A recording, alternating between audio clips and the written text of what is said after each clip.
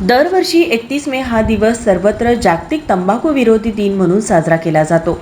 तंबाखूच्या वापराशी संबंधित आरोग्य धोके अधोरेखित करणे आणि तंबाखूचे सेवन कमी करण्यासाठी प्रभावी धोरणांची अंमलबजावणी करणे हा या दिवसाचा मुख्य हेतू असतो.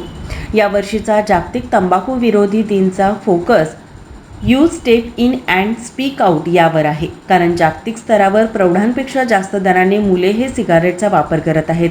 यामध्ये 13 ते 15 वर्ष वयोगटातील अंदाजे 37 दशलक्ष तरुण तंबाखू वापरतात. एकंदरीतच तंबाखूच्या सेवनामुळे कमीत कमी 15 प्रकारचे कर्करोग, हृदयविकार आणि फुफ्फुसाचे विविध आजार होण्याचा धोका जास्त प्रमाणात असतो. तर संपूर्ण जगात सर्वाधिक मुख कर्करोगाचे रोगी हे भारतात आढळून आले आहेत. यामध्ये सिगारेट ओढणे, तंबाखू, हुक्का आणि सिगार चगळणे किंवा बुडवणे असे अनेक प्रकार तंबाखूचे आहेत. वर्ल्ड हेल्थ ऑर्गनायझेशनच्या म्हणण्यानुसार जगामध्ये 12% धूम्रपान करणारे लोक हे भारतात आहेत. तर तंबाखूजन्य आजारामुळे भारतात दरवर्षी 10 लाखाहून अधिक लोकांचा मृत्यू होतो. यात पुरुष, महिला आणि मुलांचा मोठ्या प्रमाणात समावेश आहे.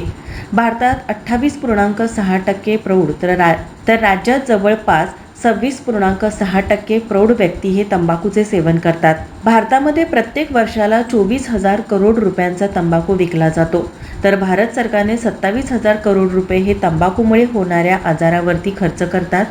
जिल्ह्यात ग्रामीण रुग्णालय आणि उपजिल्हा रुग्णालय मिळून 21 शासकीय तंबाखूमुक्त आरोग्य संस्था आहेत.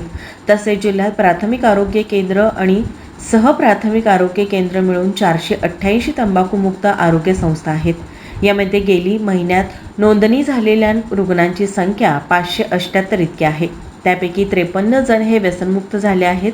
प्रशासनाने कठोर पावले उचलण्याची गरज असून नागरिकांनीही व्यसनमुक्तीचा संकल्प करणे आवश्यक आहे. माझा महाराष्ट्र, कोल्हापूर.